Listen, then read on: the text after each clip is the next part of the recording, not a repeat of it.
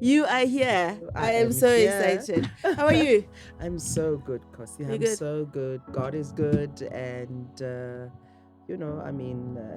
I'm just happy to Happy be to be here here. with you. Fantastic. You're one very difficult woman to track down. If you're not in Paris,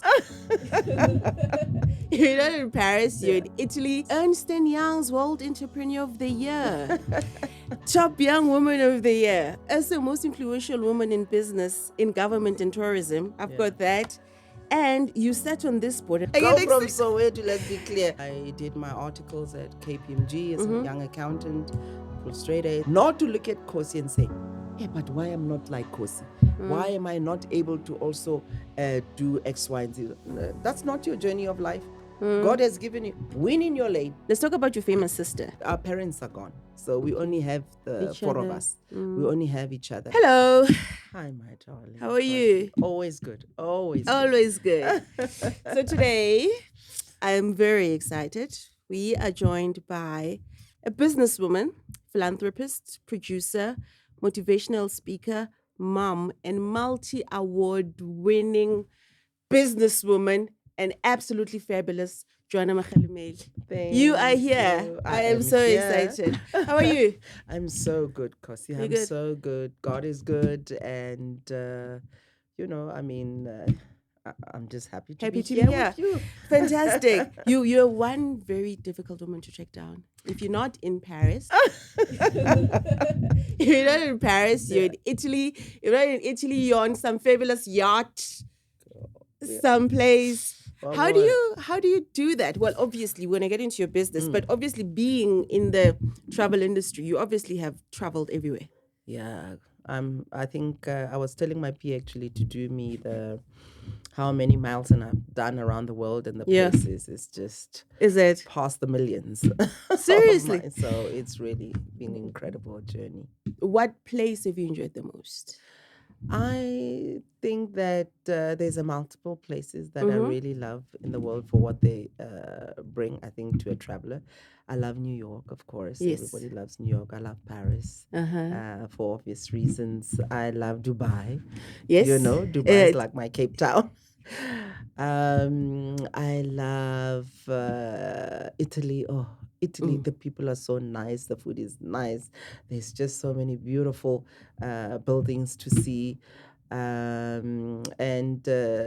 my first love will always be Africa because we have so much more to be able to offer that is balanced, from scenery, from gastronomy, from wildlife, so Africa is also up there. I find myself having traveled almost in all the continents extensively, but never enough in Africa. True. I was speaking to someone saying, I've actually never been to Lesotho. I mean, what is that? Okay, Swaziland, Botswana, but I suppose why is that? That we go everywhere else, but not enough African travel? Is it because, like you say, the gastronomy, the travel, is it ease, or is it the ease? I think being in the travel business, perhaps maybe I can be able to share as an expert, is that a lot of people, especially who travel for leisure, travel I think is aspirational. So people see what others do and the experiences that they have, and they want to be able to experience the same. And sadly, maybe the Europe, Asia. I mean, I've been to Asia. It's just people see those things and think, wow, Linda, I want to be able to experience that. And we forget our back door, which for me is almost as beautiful, if not even more beautiful, and much more affordable, by the way, extremely much more affordable. Is it more? I heard somebody say it must more difficult or much more expensive to go to Luanda than it is to New York. No, what I'm talking about when you're in the country already. The standards of living, even if you can be able to compare it to anywhere around the world. I mean, a steak will set you back a lot of money in the world, but here you can be able to get a steak with chips and veggies, etc.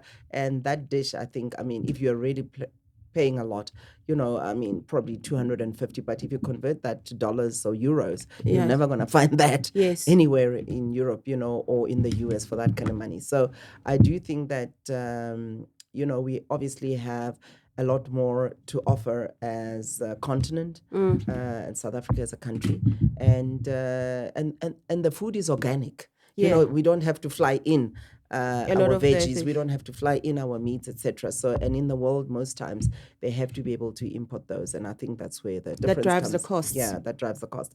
But a lot of my international friends who come to Africa, even in South Africa, they are blown away by what we have here, how beautiful it is.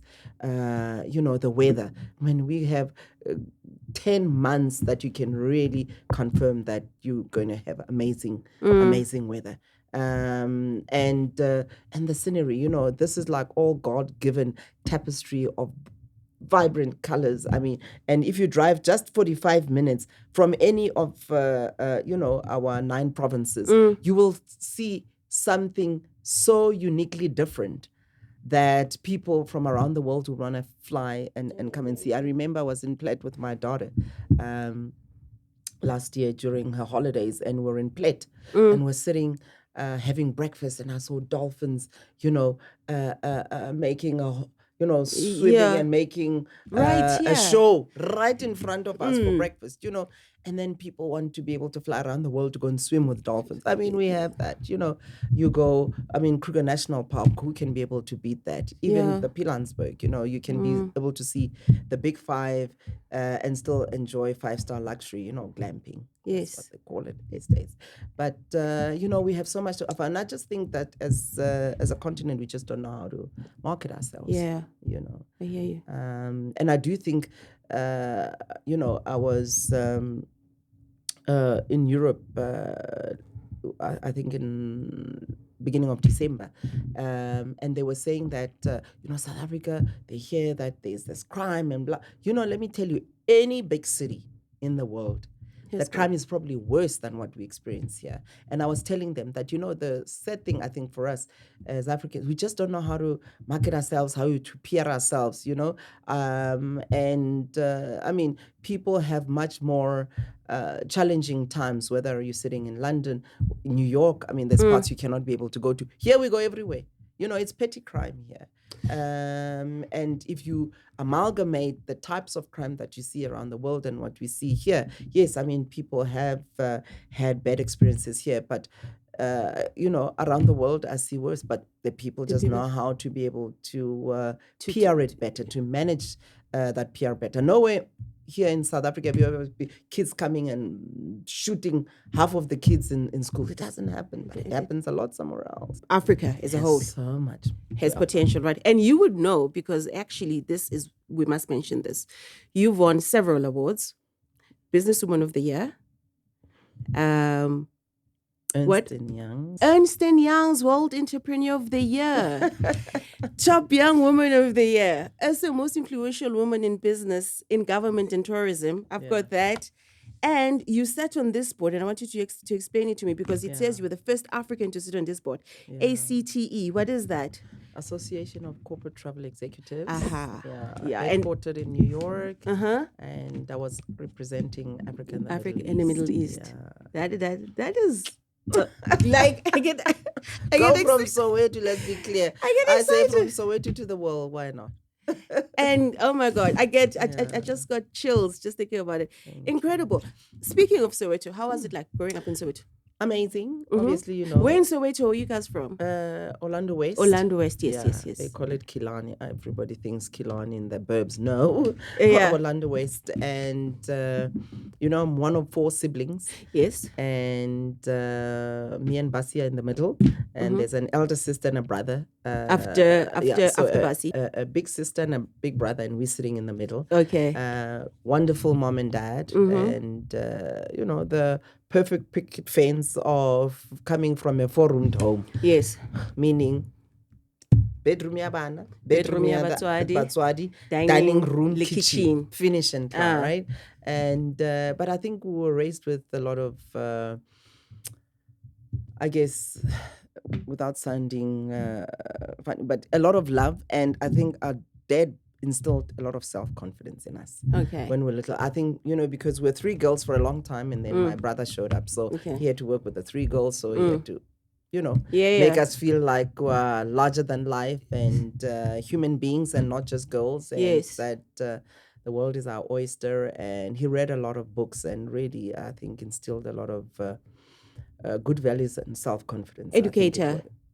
Great educator, lover of life, handsome man, loved, snappy dresser. Ask anybody about Tate Magkalemele, they'll tell you. Easy on the eye as well. Is very it?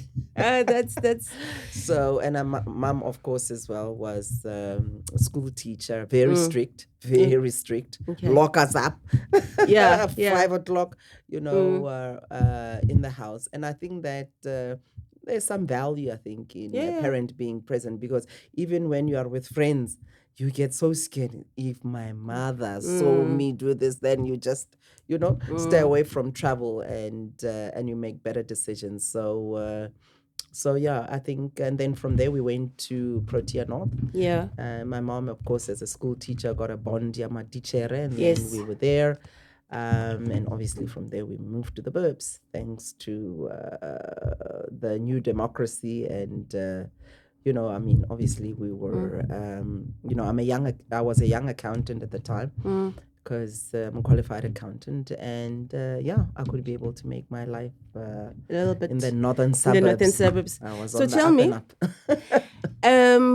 the house in Orlando West is still there. Oh yeah, both homes. Both homes. Own, you still own that, because that's what I find fascinating. Yeah, we still own, and we found some really amazing tenants who are looking after the home. But it's nice, and obviously a relative as well. So it's nice to be able to say "Saluko Khai," and we visit, once a year. We go and check out what's going on.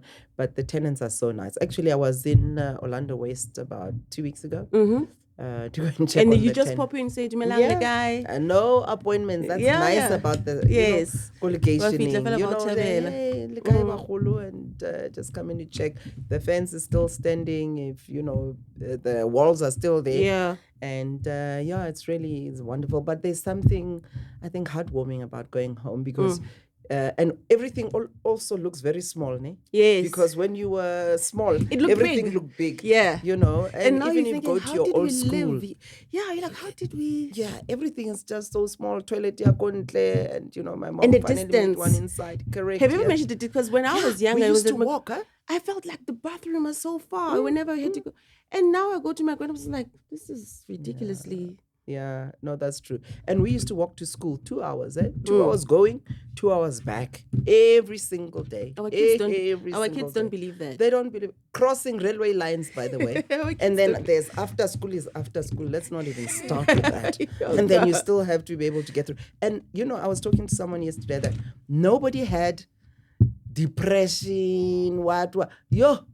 My goodness, life was so tough for us, but we never had a moment to be able to be in our feelings. You made it happen. And one time, nobody was ever depressed.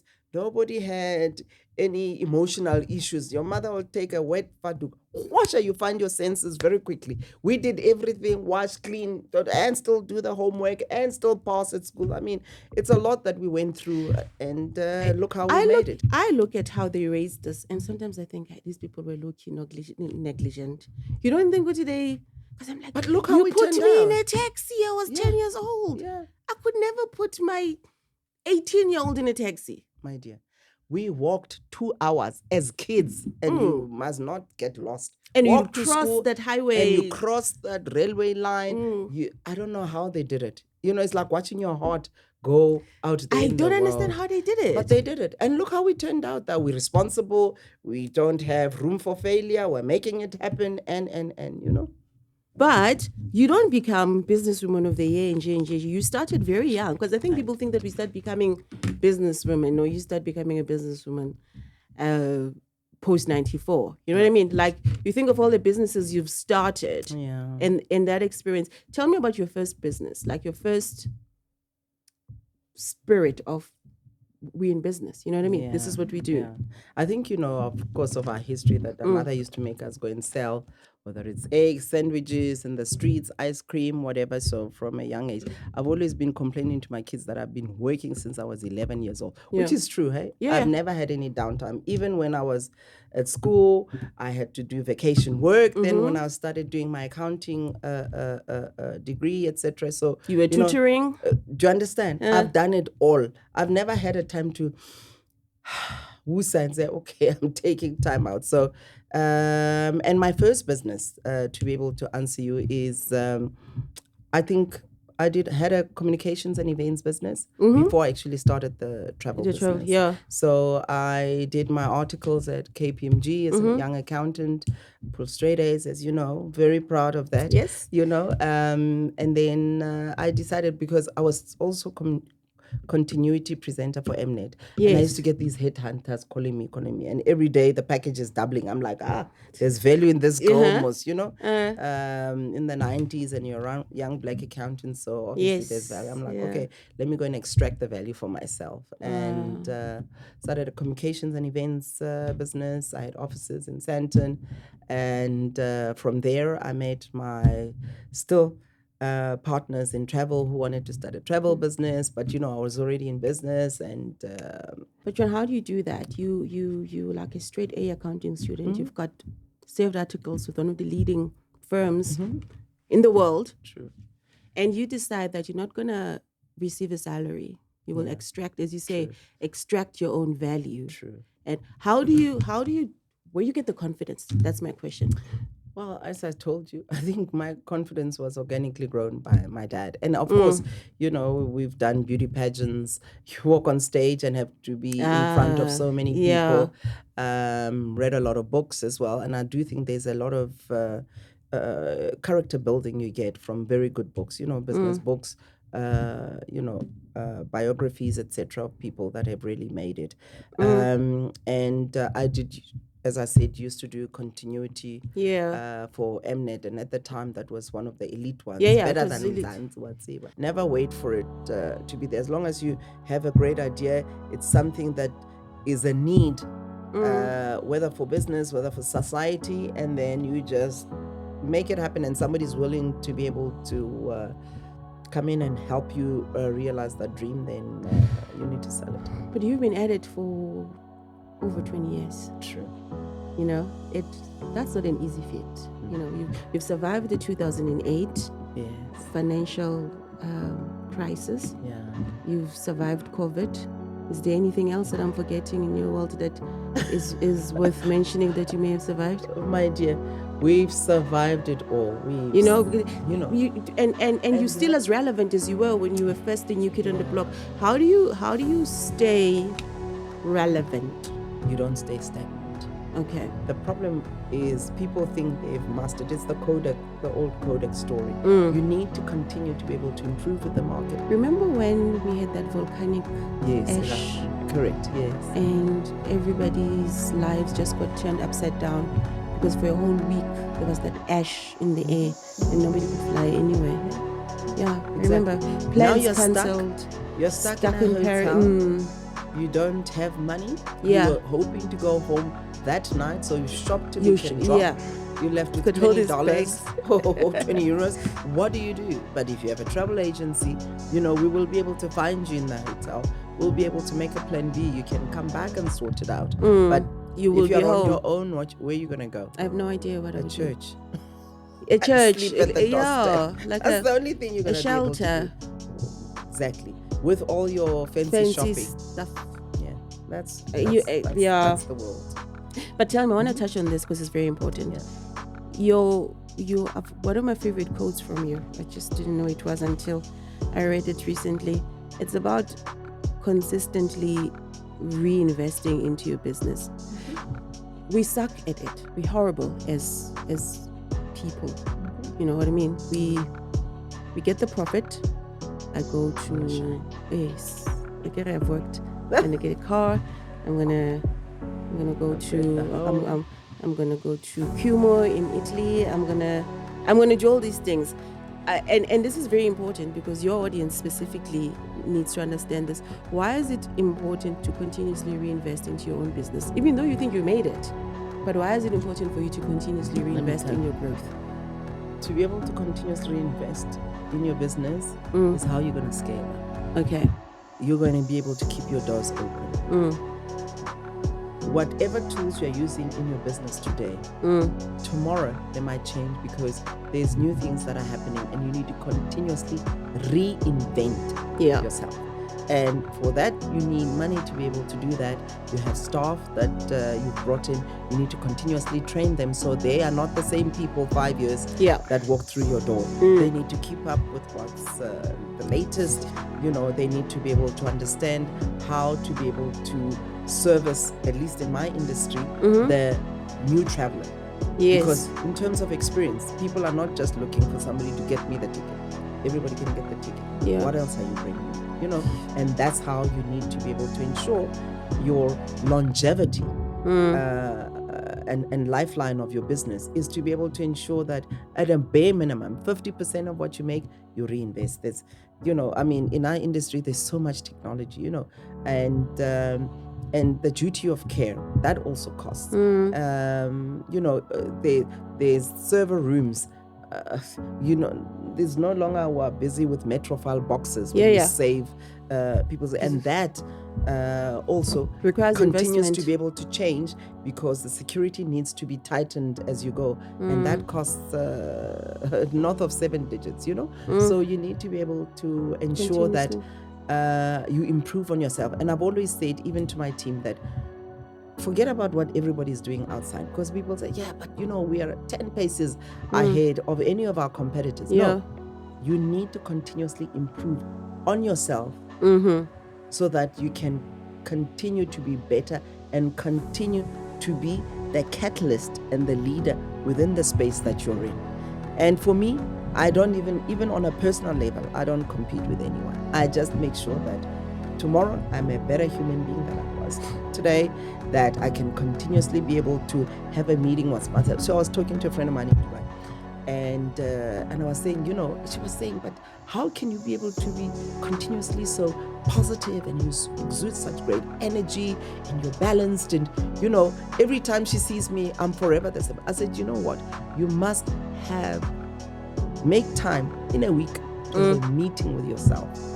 People don't do that a lot. People are scared to be alone and be able to interrogate themselves. What is it that I'm doing right?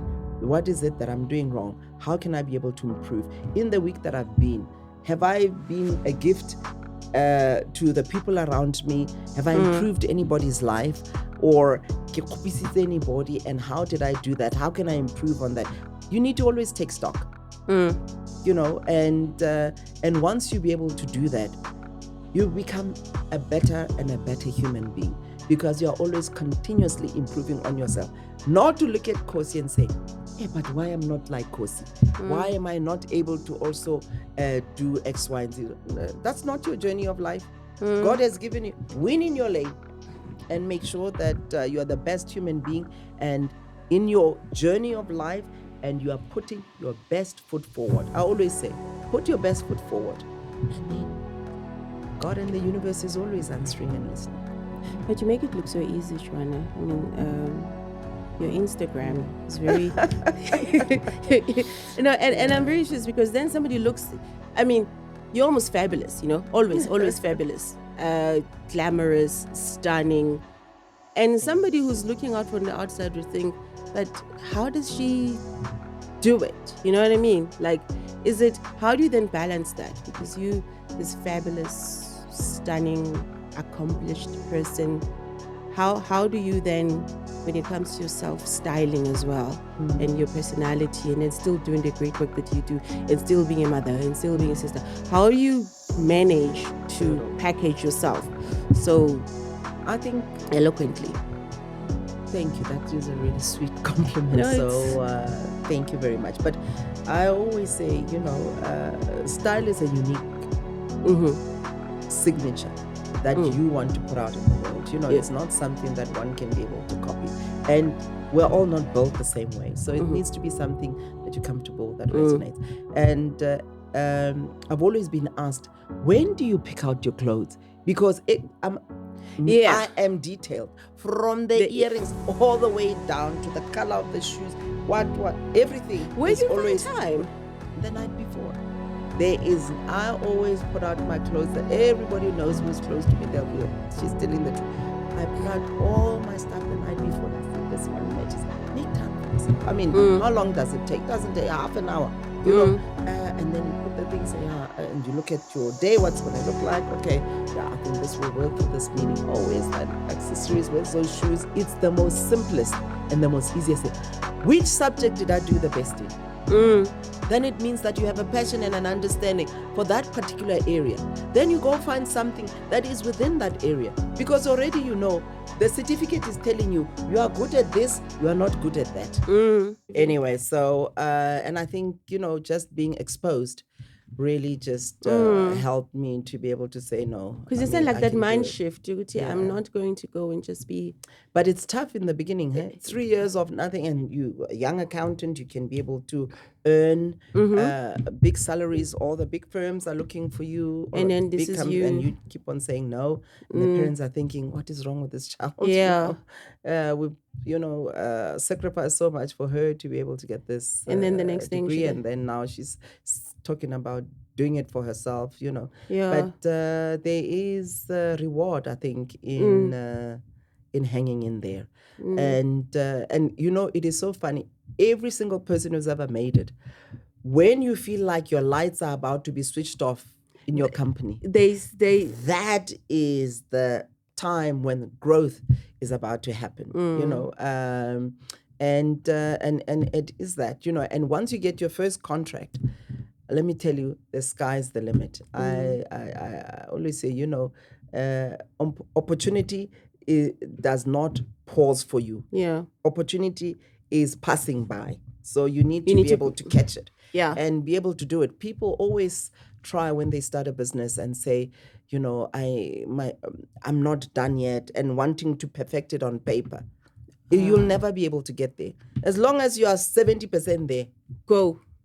Make it happen, because it'll perfect itself as it goes. And it's never what you have on paper, by the way, that finally this is the comes into plan. Fruition and makes it, it becomes something. It continues to be able to take shape on its own. You're influenced by market, by clients, what people want, what they don't want, and you continue to be able to perfect it as you go. So never wait for it to be there. As long as you have a great idea, it's something that is a need, whether for business, whether for society, and then you just make it happen, and somebody's willing to be able to come in and help you realize that dream, then you need to sell it. But you've been at it for over 20 years. True.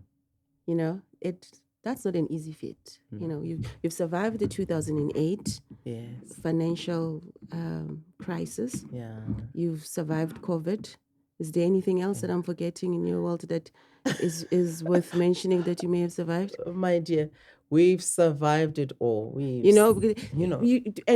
you're still as relevant as you were when you were first the new kid on the block. How do you stay relevant? You don't stay stagnant. Okay. The problem is people think they've mastered. It's the old Kodak story. You need to continue to be able to improve with the market, improve with what your competitors are doing, be able to stay on top of what your competitors are doing. You know, I'm in the travel space, I'm in corporate travel, and our industry is very much an industry that is, I guess, tech is a great competitor in our industry, and you need to be able to ensure that on the technological side, you're just as advanced, that on the service level side, you know, you're a cut above the rest, because ultimately people only need people when things go wrong, because machines go wrong. I mean, ask anybody who's booked online.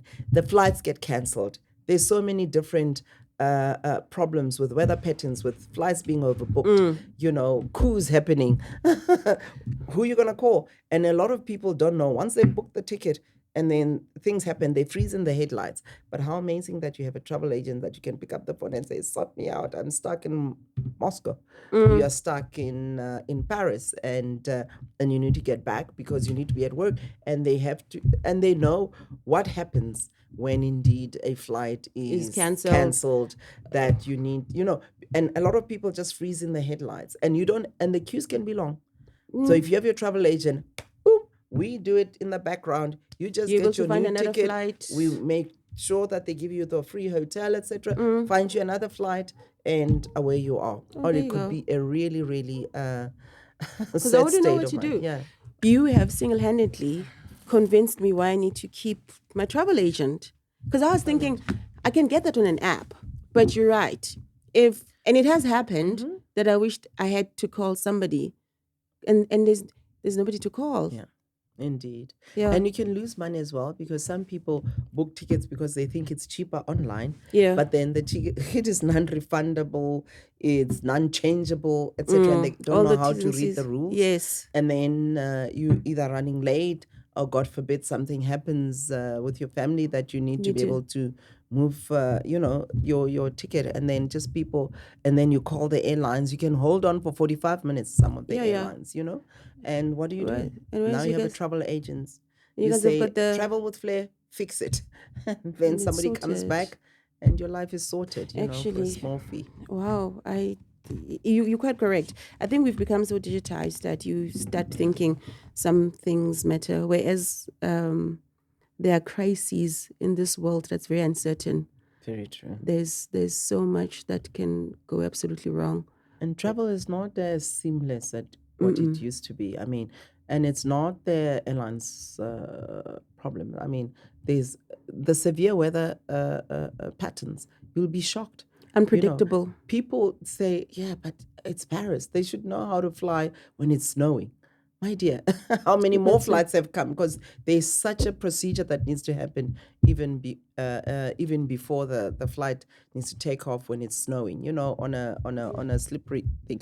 And I've had them cancelled many times. Yeah. Remember when we had that volcanic ash? Eruption. Correct, yes. And everybody's lives just got turned upside down because for a whole week there was that ash in the air and nobody could fly anywhere. Yeah. Yeah, exactly. I remember. Plans cancelled. You're stuck in a hotel. You don't have money. Yeah. You were hoping to go home that night, so you shopped to look and drop. Yeah. You're left with $20 or 20 euros. What do you do? But if you have a travel agency, we will be able to find you in the hotel. We'll be able to make a plan B. You can come back and sort it out. But you will if you're be on home. your own, where are you going to go? I have no idea what I would church. do. A church. Sleep at the doorstep. Like that's the only thing you're going to be able to shelter. do. Exactly. With all your fancy shopping stuff. Yeah. That's the world. But tell me, I want to touch on this because it's very important. Yeah. You have one of my favorite quotes from you. I just didn't know it was until I read it recently.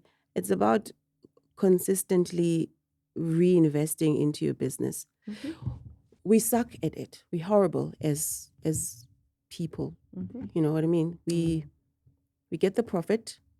I go to I've worked. I'm gonna get a car. I'm gonna go to I'm gonna go to Como in Italy. I'm gonna do all these things. And this is very important because your audience specifically needs to understand this. Why is it important to continuously reinvest into your own business, even though you think you made it? But why is it important for you to continuously reinvest in your growth? To be able to continuously reinvest in your business is how you're going to scale up. Okay. You're going to be able to keep your doors open. Whatever tools you're using in your business today, tomorrow they might change because there's new things that are happening and you need to continuously reinvent yourself. And for that, you need money to be able to do that. You have staff that you've brought in. You need to continuously train them so they are not the same people 5 years that walk through your door. They need to keep up with what's the latest. They need to be able to understand how to be able to service, at least in my industry, the new traveler.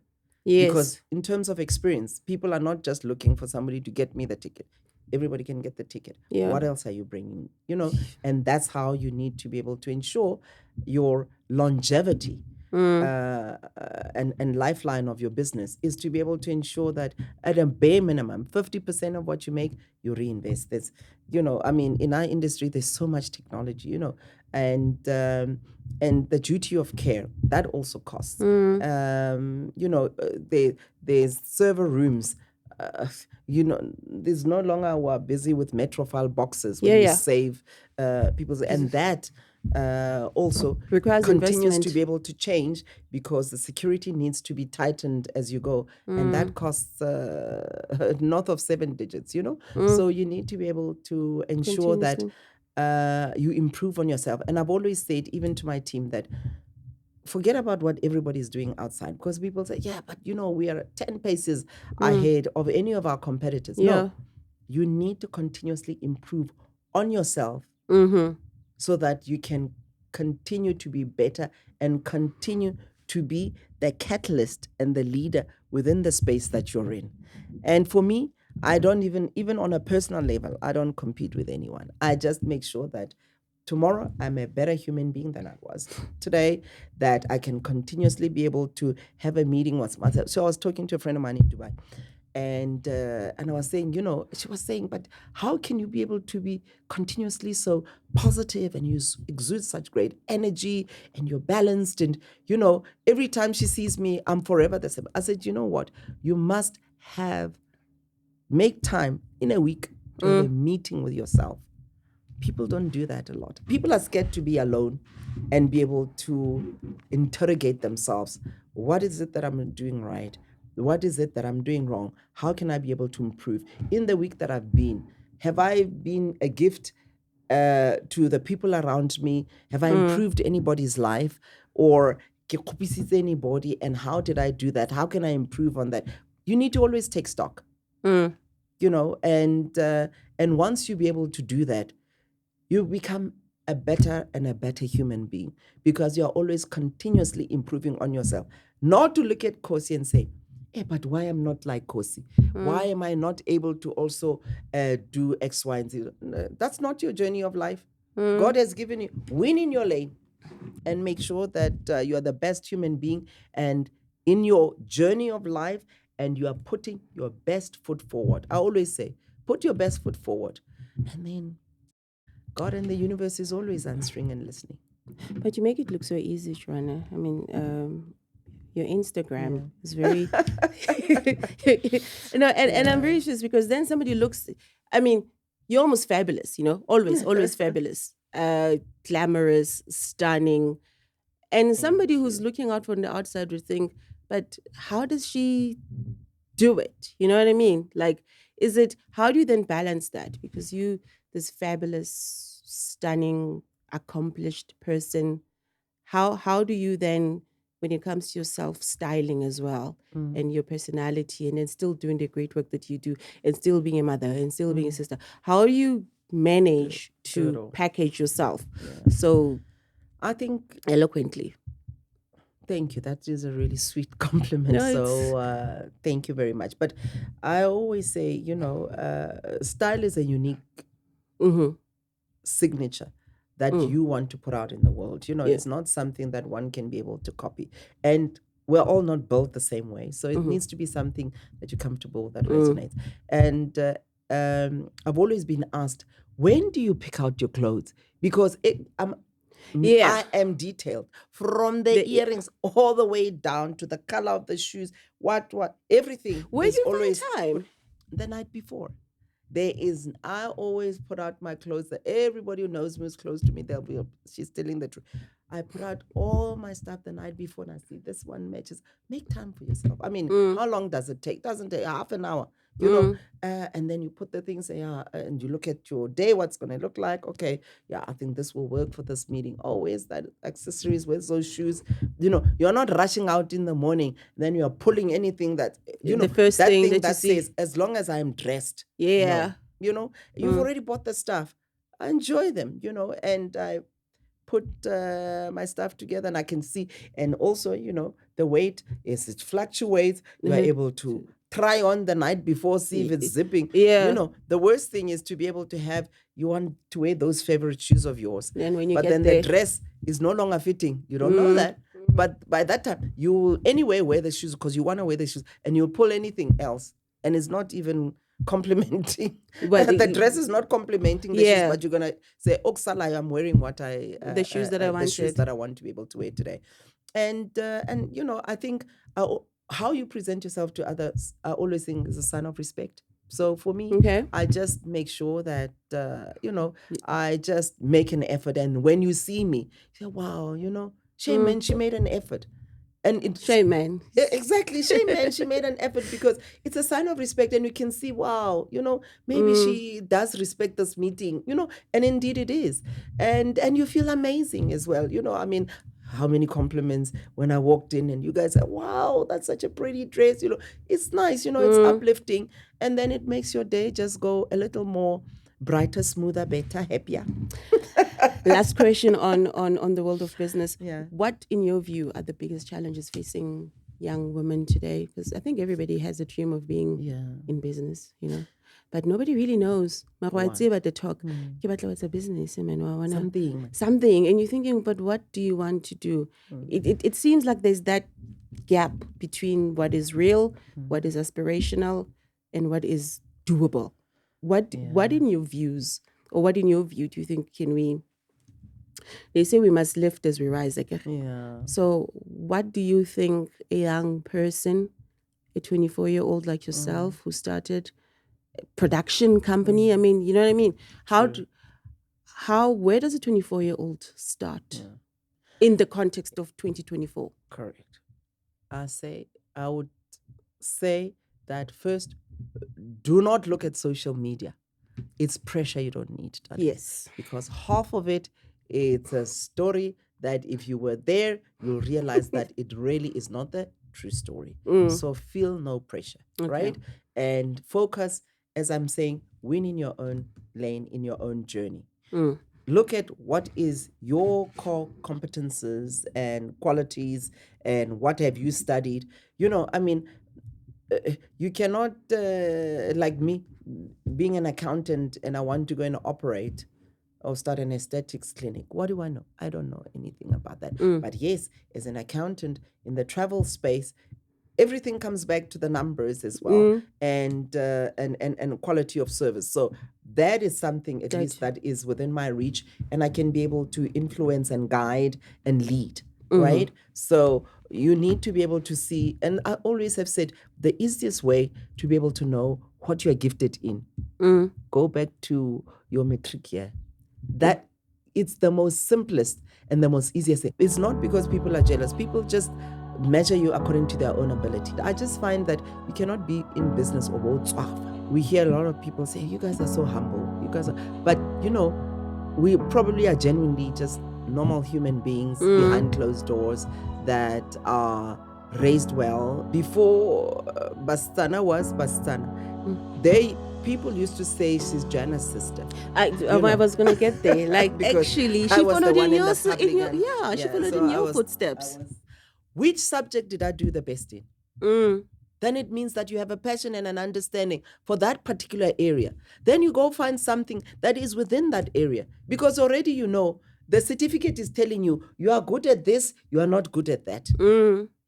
If economics and business economics is one of your, but maths high tech, okay, I should be focusing on this. If biology is what you are knocking out of the park, but you're not doing well in the, then okay, maybe I should be becoming a doctor, because maybe I understand this thing.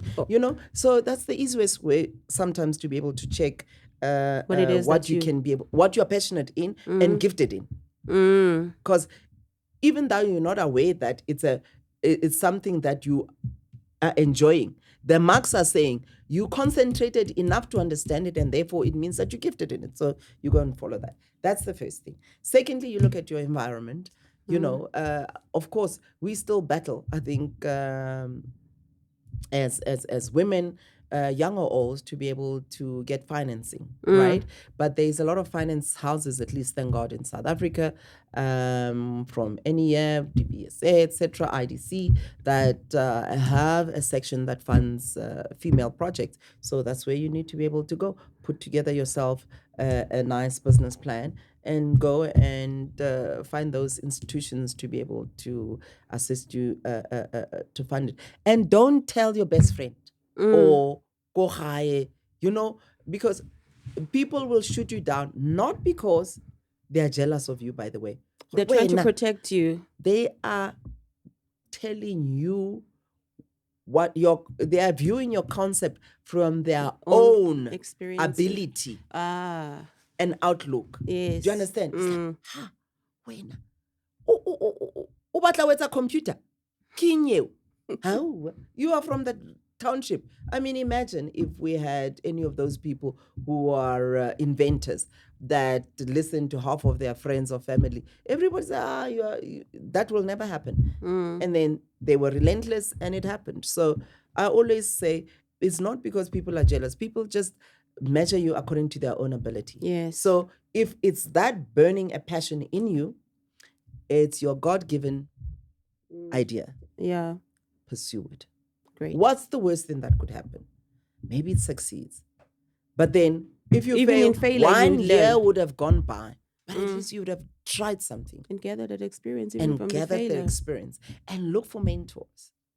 It's amazing how many good, successful people really want to be able to give back. Genuinely. And there's so many amazing different mentorship programs that are run both locally and internationally that one can be able to be part of, because you need some sort of community of like-minded driven people that can be able to help you along, because the journey is long and the journey is not easy, but you need somebody to be able to say, hey, are they available though? Get up. Of course they're available. You must just... They're very much available, and you must know where to look.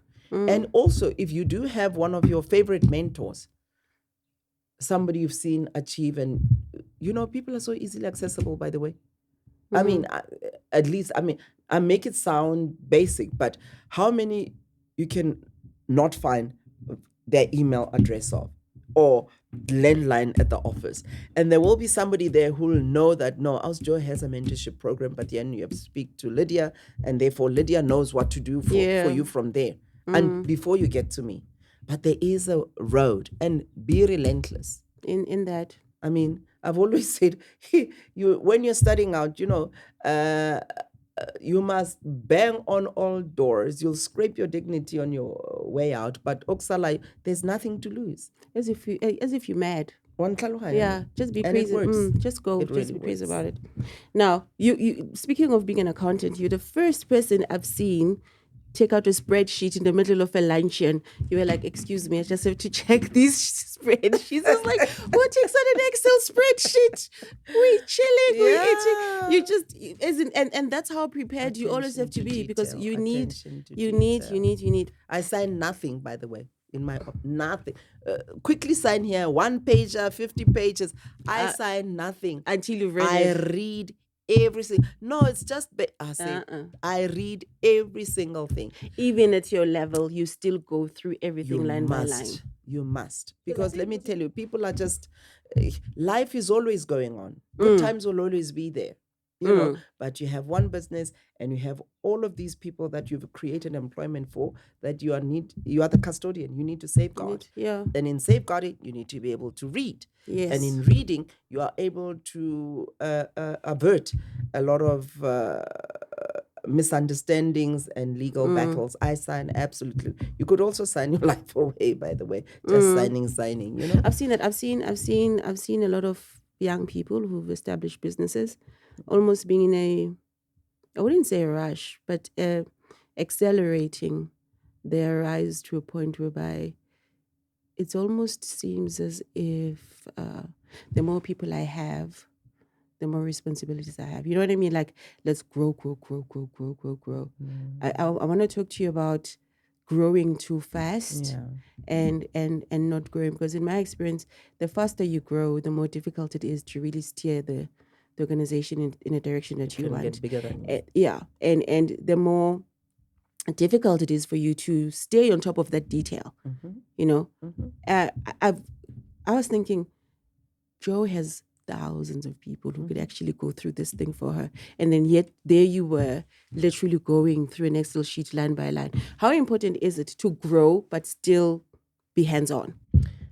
I think if you have started something from nothing, and like us, I mean, we've had over 750 permanent staff. You know how much you have to look out for and be present for, to make sure that you continue the UIF to on that alone makes me spin. and protect people's livelihood. Yeah. And you cannot be able to take things for granted. I just find that you cannot be in business about tswafa. Okay. You know that lethargy that just you can't get out of bed, you can't do.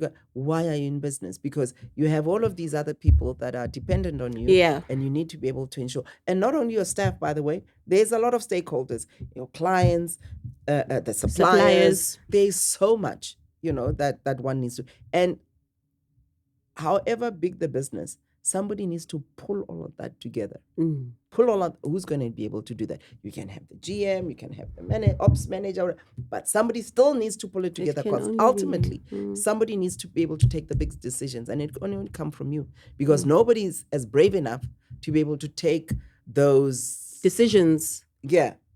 Company changing decisions than your good self, and it's also not that we micromanage the people, but you need to be able to ensure that the company is still healthy and the reports still come to you. You need to look at your numbers. It's all in the numbers. I mean, I cannot be able to stress enough, maybe because I'm a numbers person, but you can have a very big contract. If you don't manage your numbers properly, you can still close your doors, by the way. So you need to be able to know what is happening in your business. You ask me about anything, your numbers. You can wake me up, whether it's numbers, whether it's my clients, whether it's any of my staff, from the receptionist all the way to the manager.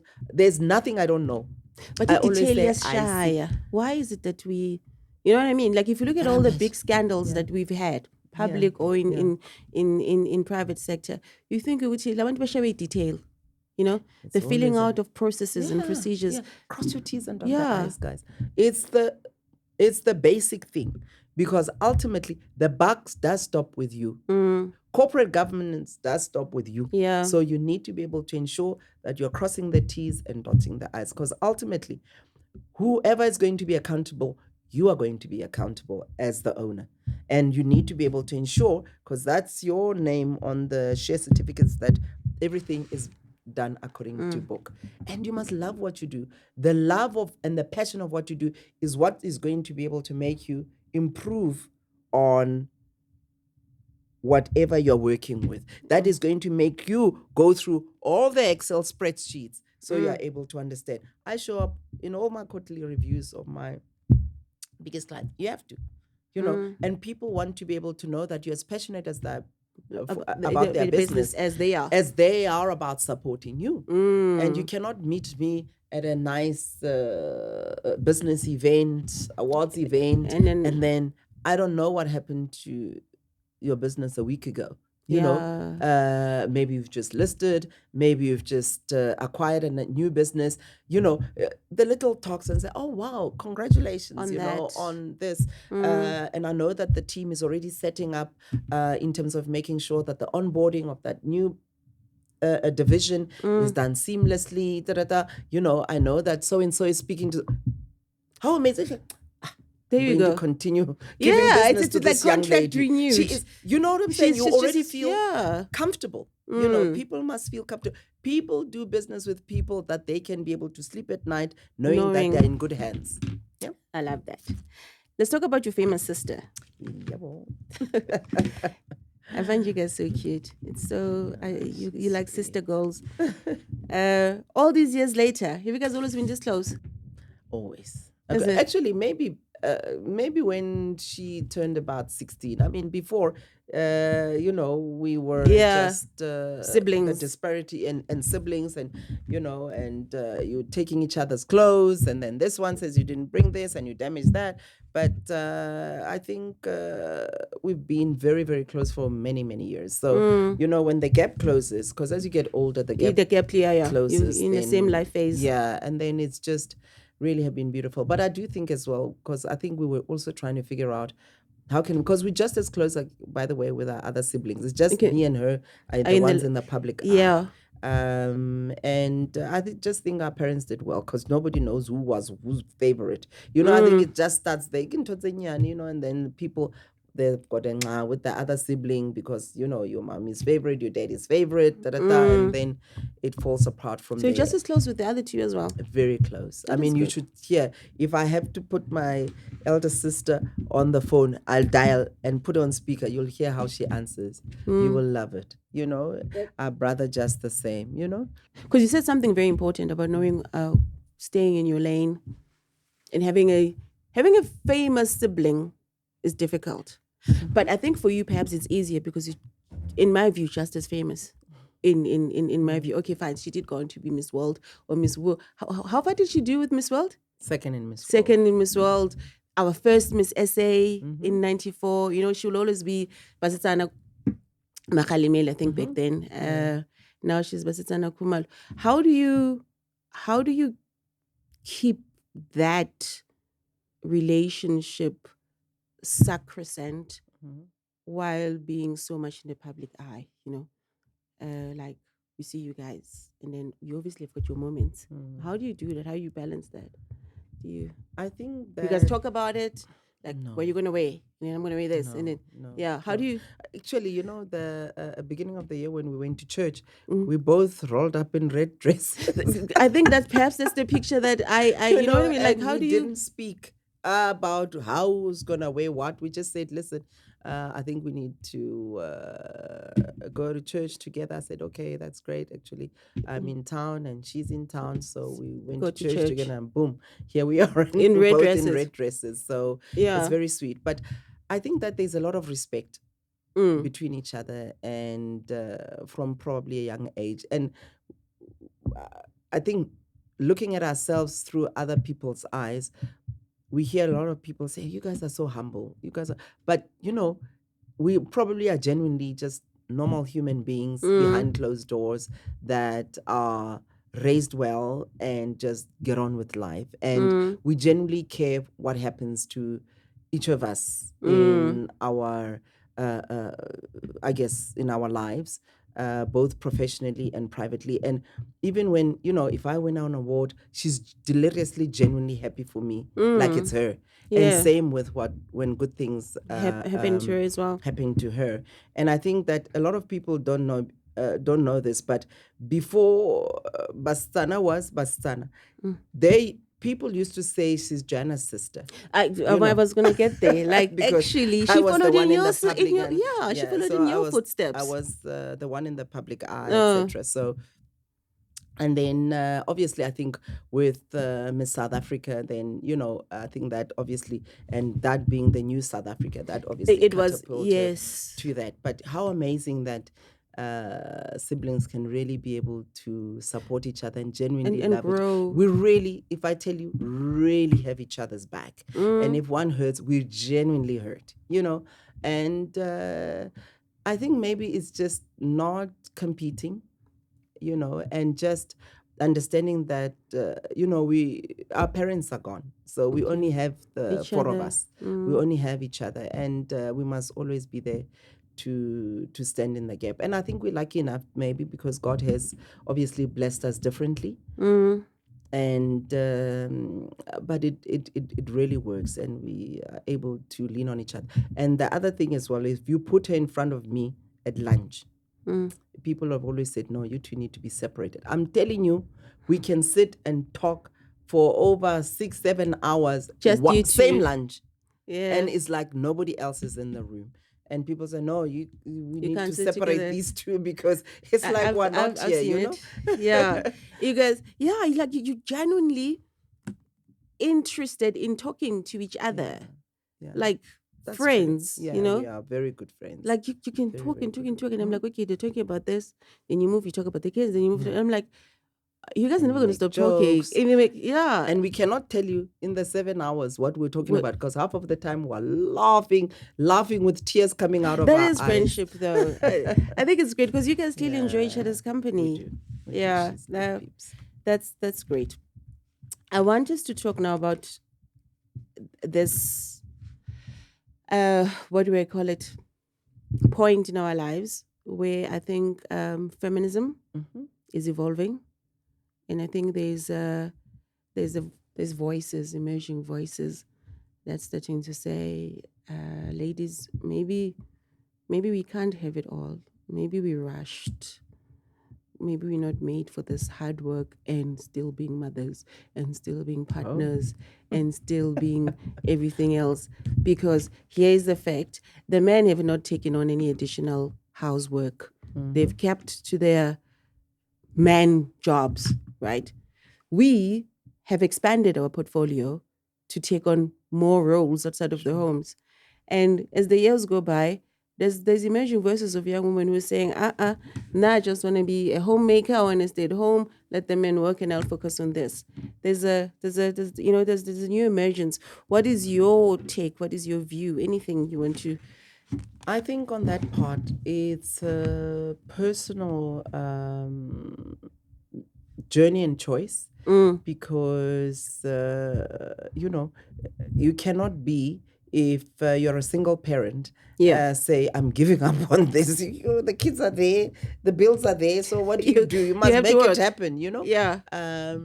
And I do think that it is possible now for a woman to be able to have a lot of ticks in the boxes. You can be fabulous, you can be smart, you can be a great mom, you can be a great boss, you can have a well-respected and respectful children. You can everything. If you wanted, you need to be able to articulate it well, see it clearly in your mind, and work towards it. You might not be able to hit 10 out of 10, but how amazing, if you're conscious of it, you will work towards it and you will be able to get it. Get a 7 at least. Do you understand? And then you're still winning. As long as when you are hitting your head on the pillow at night and you take stock and you say, wow, I've not done so badly. For me, I'll give you an example. You see, for me, I'm not a mom that's going to be able to bake the cakes and stand on the side of the and then market and day. Yeah, you know what I'm saying? I will show up for sport, yes, but I don't have time to be baking the cake, because then I have to work, or I've got other pressing. But how amazing. The principal, when I get the awards, because it's happened, I say, congratulations. Exactly. Congratulations on your recent award. They know about you, darling. Don't you worry, because your mother is a high achiever. And you show up on different ways. They've called me to come and speak to the youngsters in the school, to be able to inspire them, encourage them. That's where I show up. That's my That's talent. your way of That's showing my up.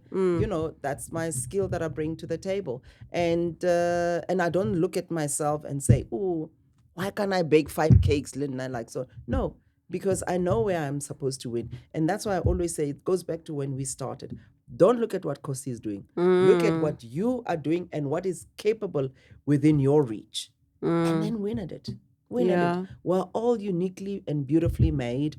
And how amazing that if we can be able to just hone in on our God-given talent and be able to excel in those, the world will be such a beautiful and better place, because we'll all be fabulous, darling. I've got this new game of mine. Found it from my favorite shop. It's just cards, but it's a nice conversation starter. Okay, sure. As we wrap up, it's nice cards. Get it at I'll tell you the shop now. Let's see. Okay, I'm gonna do this too. Okay. It says, what has been your biggest disappointment in the past year? If any, I mean. Biggest disappointment. I don't suffer disappointments very well. There's always areas of improvement. And it's how you recover.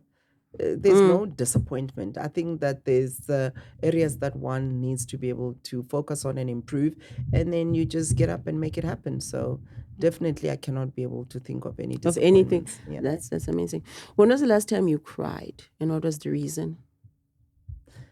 Last time I cried, I think I had a disagreement with my sister. And I thought, why can you do this to me? And I called her. And I don't cry often, but also, I had a heartwarming conversation with my daughter that touched my heart. And that brought tears to my eyes. Yeah. How old is she now? 19. Oh, okay. That's, One of my besties. What has been your biggest victory in the past year? I think the biggest victory in the past year is to be able to grow our staff from having had to retrench some people during COVID, to be able to recover from our 2019 figures, to be able to ensure that my kids can be able to study in the chosen institutions of learning, and just to be able to keep a healthy workforce. People stay with us double-digit years, and I'm grateful that we've not lost anybody, and that we've just been able to get back to 2019 figures. So that to me, I think is back to 2019 figures. Yeah, well and exceeding now. Yeah. God is good. Yeah, God because everybody kind of like has got this zest for life, right? Because after surviving COVID, we all just want to see what you know what I mean? Because it can be gone just like that. That's true. And I've started Bikram yoga. That's a win. Did you start Bikram yoga? Yes. Bikram yoga is the hot one. The hot one. The hot one. It's amazing. It's amazing. They've always said, because I think to wake up and run, I'm not a runner. Yeah. I can brisk walk, and I'm scared to hurt my knees. There's not a run I've not heard that they have their knees, their hip, the what going. So no. And obviously I used to love weights, but now Bikram yoga is so nice because I want to strengthen my core. Yes. And it's better than for me, better than Pilates. So that's a win. It's a big win. Yeah, to do it every day. Of course. That's lovely. That's lovely. Sweat everything out. Sweat everything out and reset. Oh, fantastic. Johanna Makgalemele, thank you very much. Thank you. I love you and adore you, and thank you for inspiring us today. Oh, thank you, Kosi. I wish you well with your podcast. Thank you. Thank you very much. Wonderful thing here. I enjoyed very much. Thanks. That's that.